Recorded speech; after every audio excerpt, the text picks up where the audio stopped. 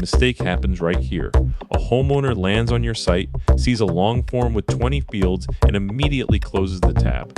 Not because they don't need your service, but because the first interaction feels like a chore. The form asks for service type, location, timing, contact details, and then personal preferences, all in one screen. The homeowner stops. They don't finish. They don't come back. And you lose that lead because the intake flow told them to do too much too fast. That's what kills conversions in home services. This is not about making forms shorter. This is about making them feel like a conversation.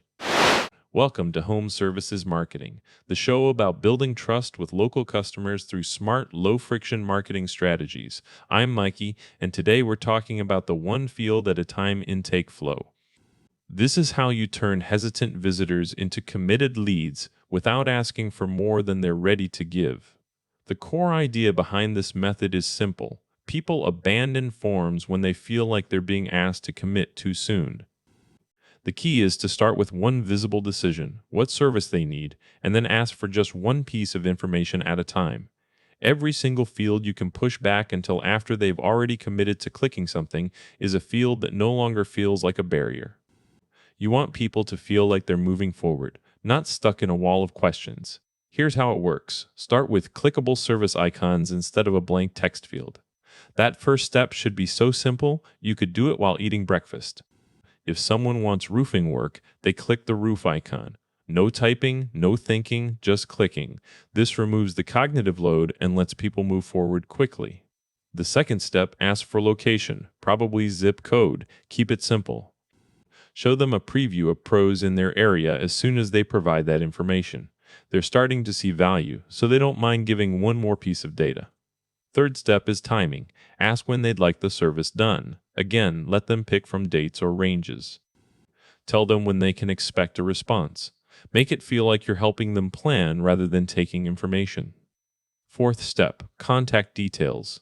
This is where trust comes into play. Be upfront about how their information will be used.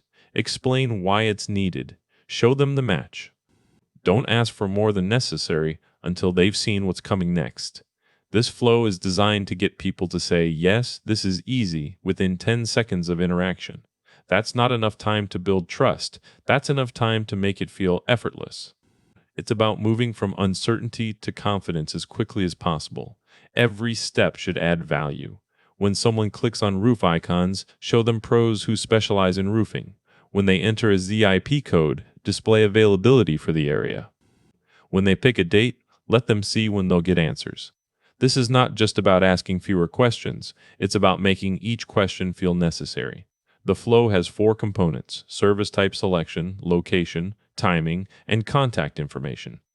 Each step should be a single field or a very small group of related fields, and the system should respond with value, matched pros, estimated timelines, or availability, so they don't feel like they're just giving up information. The goal is to create a conversation, not a form. You're guiding them through a process that feels natural and helpful. The key is to show progress at every step. If someone selects a service type, they should see something confirm their choice immediately. If they enter ZIP code, they should get a preview of pros in that area. This approach works because it aligns with how people think about problems. They don't solve complex issues by typing out answers. They solve them by making quick decisions and getting instant feedback. Start small, show value, build momentum, and never ask for more than one thing at a time until you've proven the process is worth continuing. The number that matters here is the single field per step rule. That's it, one question at a time. Not just one field, one question. If you're asking someone to enter multiple details in one place, that's still too much friction. It doesn't matter if you're asking for zip code and phone number together or timing and location. Those are 2 different questions. That's the core lesson. Reduce each step to a single decision point. Keep it simple. Keep it fast. Show progress. Make the process feel like help, not interrogation. The first mistake people make is thinking they need all their information up front. That's backwards. You want to start with the broadest question, what service do you need, and then move into specific details one at a time. Most businesses ask for location and timing in the same screen. No, it takes longer than it needs to and creates friction. Second, They don't show value early enough. If someone gives up their ZIP code but doesn't see pros in that area, they're not convinced yet. They're not going to give you a phone number if they haven't seen results from giving you a location.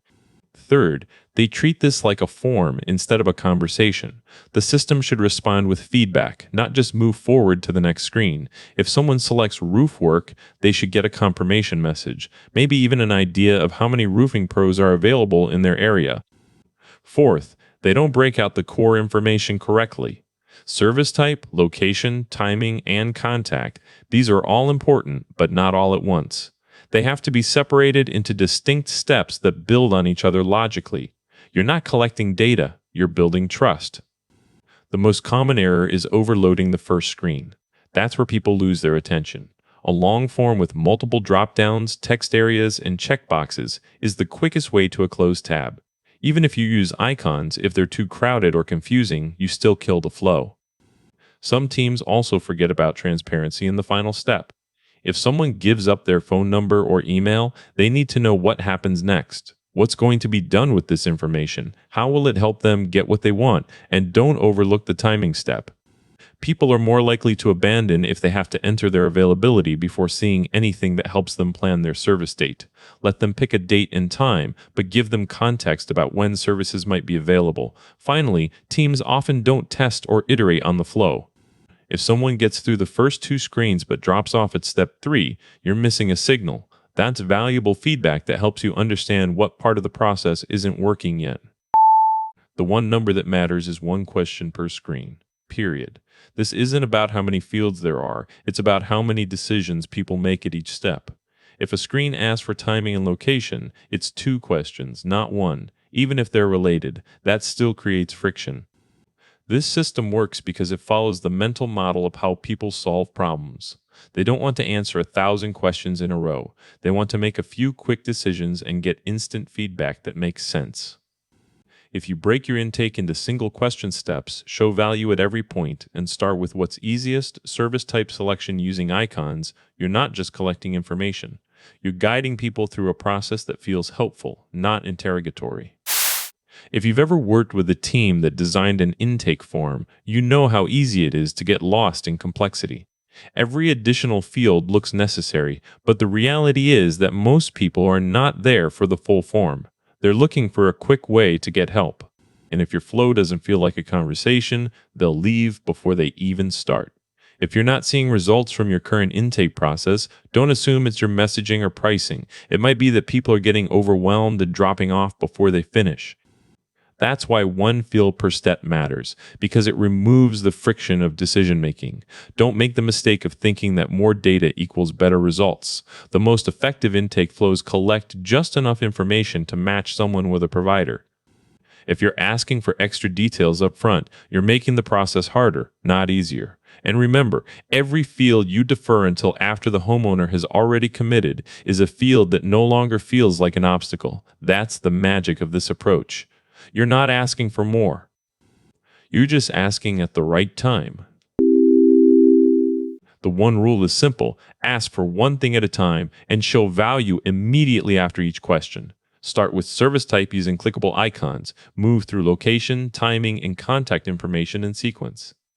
This flow turns hesitant visitors into committed leads by making each step feel easy, not forced. If this one rule earned its place in your process, the full system is inside the course at learn.mikey.ai. I'm Mikey. Go make intake feel like conversation.